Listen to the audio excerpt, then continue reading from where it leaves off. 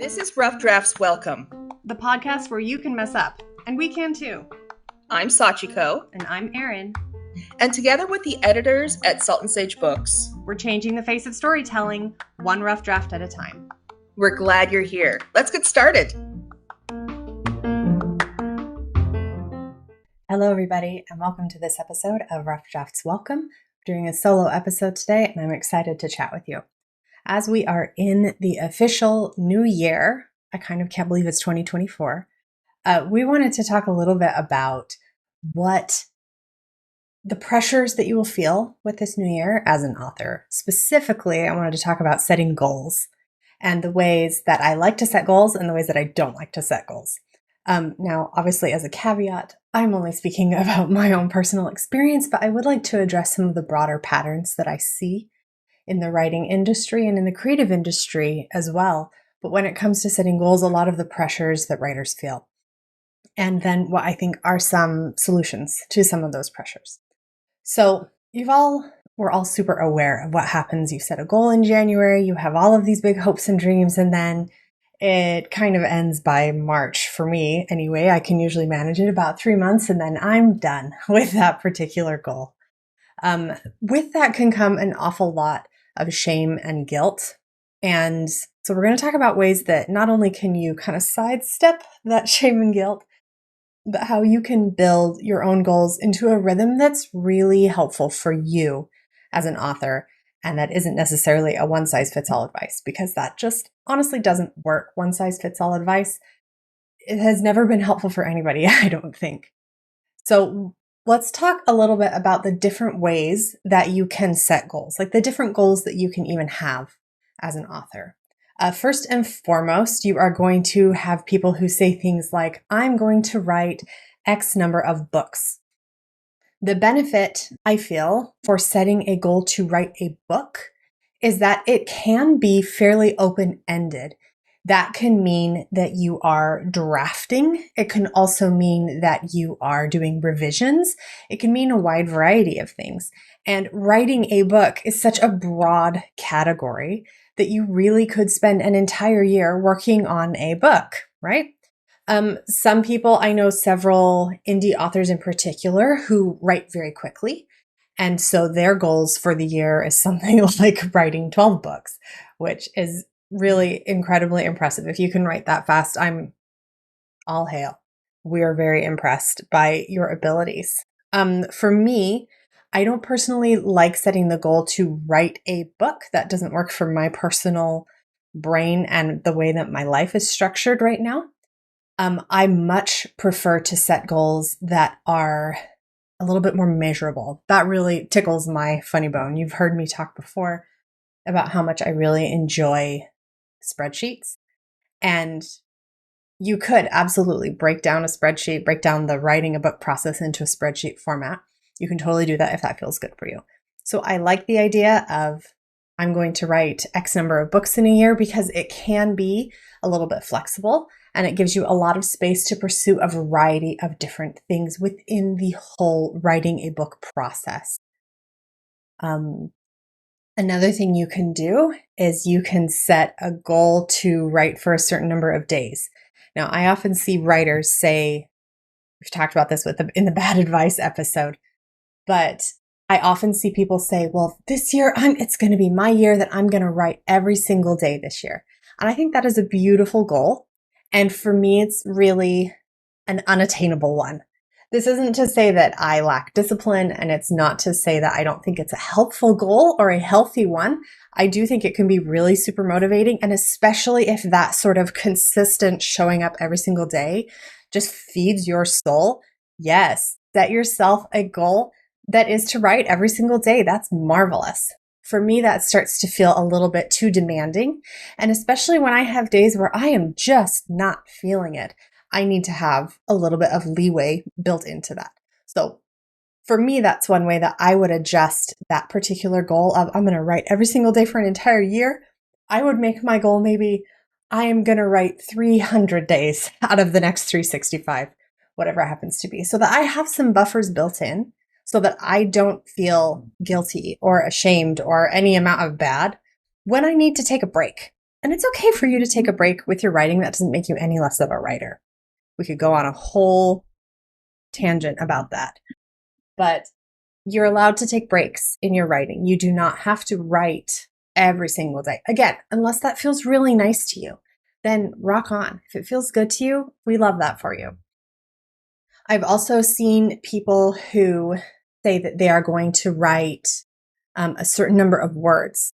This is also a really cool goal. Let's see, who was it? I wish I could remember their name, but there is a particular author who I follow, and if I can think of the name, I'll put it in the description. But their goal is a monthly one, and they want to write a certain number of words every month. And I'm even part of a Facebook group called 10K in a day, where people very intentionally write 10,000 words in one day as part of like a sprint session. That's awesome. That's really cool. And you can find all sorts of different groups on Facebook that are constantly hosting sprints. And I mean, it doesn't have to just be Facebook. I'm just more familiar with the writing groups on Facebook because honestly, I find Twitter kind of overwhelming. But I know that they also exist in Twitter too. Yes, I'm old. It's okay.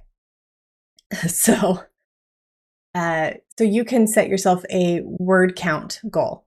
You can set it for the entire year. You can set it for a month. You can set it for a week, whatever makes you feel really happy.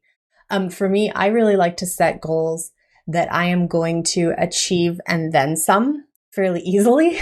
So I like to set my goal a little bit lower than what I know I can do, because then again, it builds in that little bit of buffer for me if I'm having a hard mental health day, or if my kids need more attention, or, if emergencies happen, or if I'm traveling, or whatever it happens to be.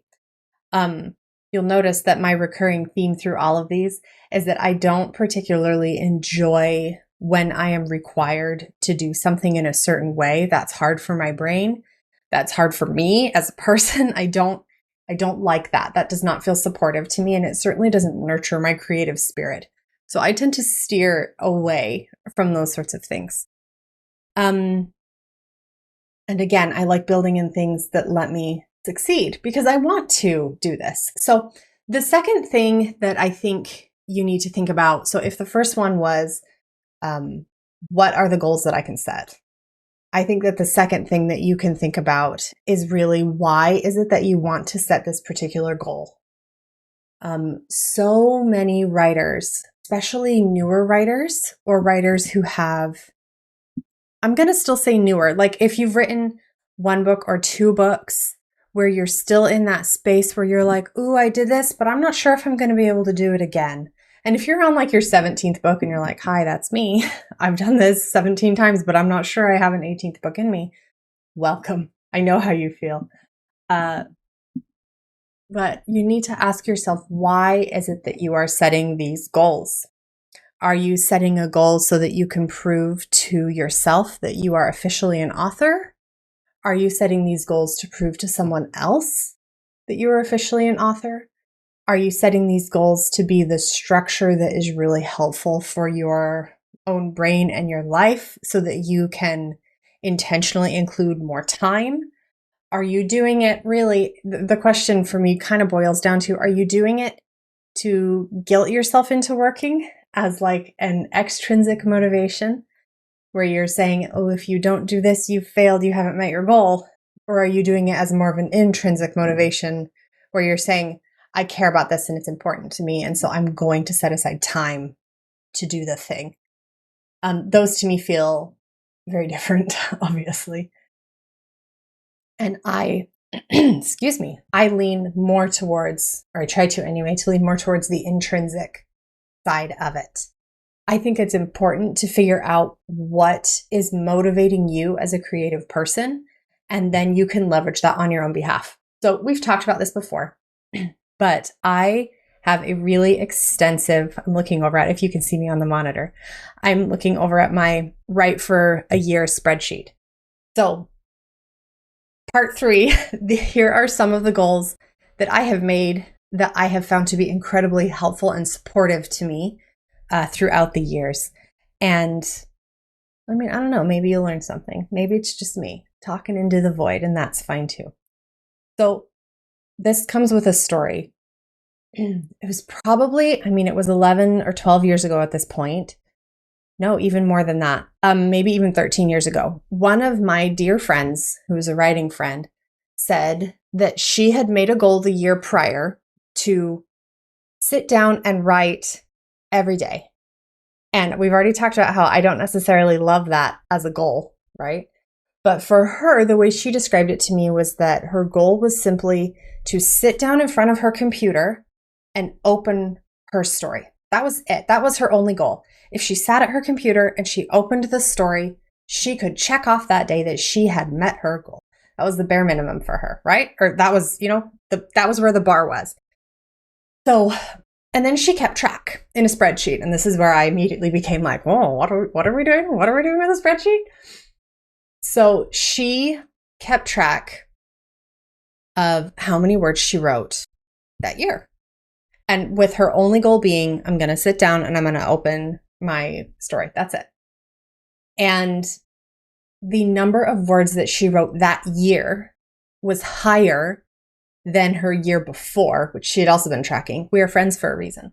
But she was very surprised to find that on the days where she wrote only one word, because there were lots of those days when things were hard or life was busy or there were emergencies or she was traveling, all the things I'd said before, she still found time to literally open it up, look at it. And usually she would end up writing one word, two words, maybe a sentence, not a ton. A lot of her days had really, really, really small word counts. But something about that act of engaging with the story every single day increased her word count. I think it was like by half. Or not by half, by like it doubled is what I'm trying to say. So she had an incredible increase in the amount of words that she was writing and in the number of stories that she finished because of this goal. So she was just sitting down and opening it up. And that was it. That was her only goal. So when she told me about that, I was immediately like, oh, I must conduct this experiment for myself. It sounds amazing. And so we already know spreadsheets motivate me intensely. I love a spreadsheet. And for my particular brain, I really like data, but I like different facets of data. So I will try to find different things to focus on. So for 1 month, for instance, I was just curious which day of the week I wrote more on. But that meant that I did have to sit down and write every single day for that month. And I wasn't perfect about it, but it revealed some really interesting patterns about my life that I would not have known originally. And once I kind of had that data, it was about 3-4 months and I was like, okay, I'm done with looking at days of the week. I do still track it and it's interesting to me, but it doesn't necessarily have that same like, woo, shiny that this one does. This episode could also be called Setting Goals When You Have ADHD. So another thing that I was curious about was if I wrote more in the morning, the afternoon, the evening, or at night. And at the time when I was very first starting this, I had really little kids. And so I knew that I just didn't have a lot of time in the day. And so I was curious to see if I can sneak in a half an hour here or there, where is the best half an hour to put it, right? Should I prioritize the morning? Should we prioritize, what is the best choice here?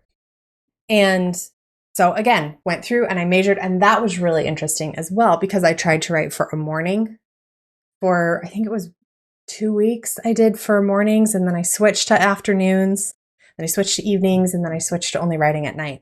And so that amount of variety helps my brain feel really nice. And I'm suddenly realizing that I didn't actually tell you what I learned. So what I learned was that I write the most on Sundays, which wasn't too shocking because it was the time when my spouse was home from work and was able to do more of the childcare focused things. And then, but what did surprise me is that my lowest day by far was Tuesdays. I have absolutely no idea why Tuesday is such a bummer of a day for me when it comes to writing, but I just don't write that much on Tuesdays. And so actually now with that data, I have scheduled all of my out of the house going and doings, all of my appointments where I actually have to leave my house for Tuesday, because I already know that that's not really a day that is super like productive for me when it comes to writing. That's not to say that it wasn't still useful, but like if I'm going to have a day where I'm just not going to be home, I am not going to let it be Sunday because that is my best day. So instead, I'm going to stack my appointments and stuff on Tuesdays. Mondays are also not really great for me. Something about that weekend. The weekend ending, I'm meaning, and then the week starting up again. As far as what time of day worked best, no one's surprised. It was nights because I had little kids. And so I would write when they were in bed. Night continues to be a pretty productive time for me. And it's the same thing. It's the once everyone else is asleep and I can really just focus on doing my own thing and really get into my own world. And I'm not going to be interrupted. But then surprisingly to me, the worst time for me to write is actually in the evening. So like after dinner is what I counted as evening, from like 5 o'clock until bedtime, which is about 8 at our house. So, and again, I measured it in those really distinct increments because that was what made sense for my life. But I was so curious to realize that it wasn't just, okay, the kids are occupied with their other parent, I can now go and do this thing. It was like something about the mental load of having them asleep was a big, important shift for me to be able to actually focus on my writing. So yeah, Sundays and nights, those are just my very best days. And I was very happy to see that mornings are not like the best time ever for me, although they are a lot better than the evening. So I just don't like writing in the morning because I don't like waking up early. That's really hard for me. So, okay, with all of that said, the goals that you set can literally just be, I'm going to track this. That would be a great goal. Your goal could just be, I am just going to open up my writing and I'm just going to look at it. Or my only goal is to write 1 word a day. And I think you'd be surprised at how much those, what feel like not a goal almost, it almost feels like nothing. It almost feels like you're doing very little. But those sorts of goals for me have been really, really helpful because it feels achievable. And again, for me, the biggest difficulty for me with my own neurology is the getting started part. So if the only thing that I have to do to check off, oh, I've done that, I've met my goal, is that I need to open up the app, like I can do that. I can make that happen. If the only thing I need to do is read the sentence I wrote last time, I can do that. That's fine. So for me, it works so well to lower that bar as much as humanly possible, like to the point where I can step over it with ease because the getting started is my hard part. If your hard part is the momentum of continuing to go, then maybe it's better for you to set a word count goal. If your difficult part is making sure that you are actually doing it like every single day, then maybe you give yourself a time limit. I'm just going to sit and I'm going to look at my computer screen for 5 minutes. That's it. Just going to look at the story for 5 minutes. I don't have to do anything. I can just look at it. And I think that's a beautiful goal. You don't have to do more than that. I think that you can goal yourself into a life of ease and into a space where writing doesn't feel like a punishment. And for me, that is super duper important because as soon as writing feels like something that I have to do instead of something that I get to do, it's much more difficult for me to do it, to approach it, and to feel happy about it. Okay, this has been a pretty short episode, but I have said everything that I would like to say. Thank you so much for tuning in. I hope you have a happy new year. We are excited to see what your goals are. Go ahead and comment below and let us know. If you have questions that you would love for us to answer, please go ahead and do them. You can actually find them if you're listening on Spotify, there's always a little Q&A at the end that says, what did you think about the episode? You can always just pop in there and say, hey, I'm really curious about whatever it happens to be. You can also write your questions in the review section and we'll do our best to keep track of those as well. Thank you so much for listening and we'll see you next time. Bye.